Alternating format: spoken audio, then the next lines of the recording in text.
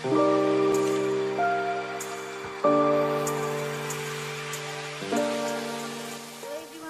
मेरो च्यानलमा यहाँहरूलाई स्वागत छ। आज म हजुरहरूलाई आफ्नो युट्युब च्यानलको सब्सक्रिप्सन अथवा आफूले सब्सक्राइब गरेको च्यानलहरूलाई चाहिँ कसरी हाइड गर्ने र यो हाइड गर्नुको फाइदाहरू के छ त्यो सिकाउन गइरहेको छु। सो गाइस, भिडियो ध्यान दिएर हेर्नु होला, मन परेमा लाइक गरिदिनु होला र मेरो च्यानललाई सब्सक्राइब पनि गरिदिनु होला। So guys, first of all अब हामीलाई चाहिँ क्रोम ब्राउजर चाहिँ अन गर्नुपर्ने हुन्छ।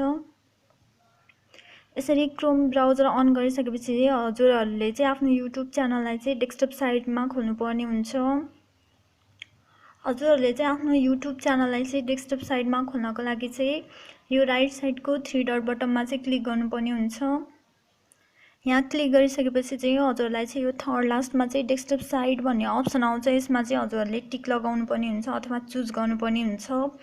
हजुरहरूले चाहिँ आफ्नो च्यानल डेस्कटप साइडमा खुल्यो कि खुलेन भनेर चेक गर्नको लागि चाहिँ फेरि त्यही राइट साइडको 3 डट बटनमा चाहिँ क्लिक गरेर हेर्नुपर्ने हुन्छ। यहाँ क्लिक गरिसकेपछि हजुरहरूलाई चाहिँ यो थर्ड लास्टको डेस्कटप साइड भन्ने अप्सनमा चाहिँ टिक लगाएको चिन्ह छ भने चाहिँ हजुरहरूको युट्युब च्यानल चाहिँ डेस्कटप साइडमा खुल्यो भने थाहा हुन्छ। यदि टिक लगाएको छैन भने चाहिँ हजुरहरूले चाहिँ त्यसमा चाहिँ टिक टच गरेर चाहिँ सिलेक्ट गरेपछि चाहिँ हजुरहरूको युट्युब च्यानल चाहिँ डेस्कटप साइडमा खुल्छ।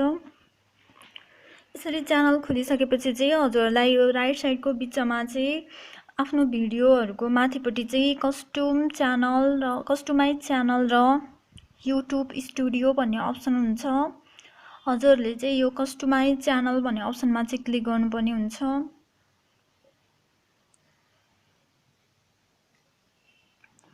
यसरी अन गरिसकेपछि चाहिँ हजुरहरूको यो राइट साइडको बिचमा चाहिँ सेटिङ भन्ने अप्सन हुन्छ। हजुरहरूले चाहिँ यो सेटिङको चिन्हमा चाहिँ क्लिक गर्नुपर्ने हुन्छ।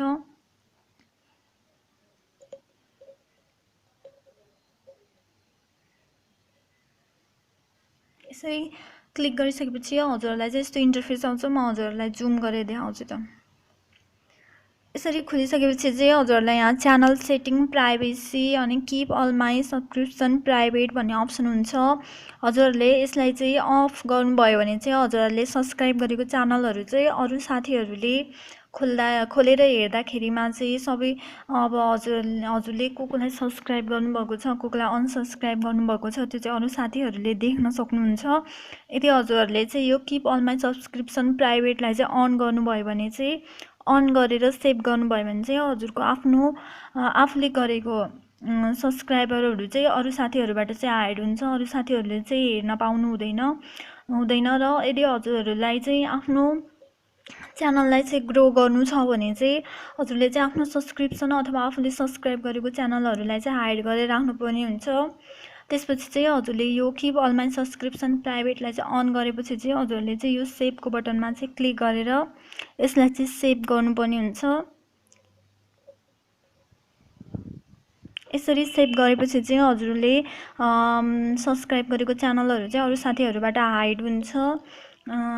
यसरी हजुरहरू पनि चाहिँ आफ्नो सब्सक्रिप्सन चाहिँ हाइड गर्न सक्नुहुन्छ र आफ्नो च्यानललाई ग्रो गर्न सक्नुहुन्छ। सो गाइस, भिडियो कस्तो लाग्यो मन परेमा लाइक गरिदिनु होला र मेरो च्यानललाई सब्सक्राइब पनि गरिदिनु होला। Thank you so much guys, bye bye, see you.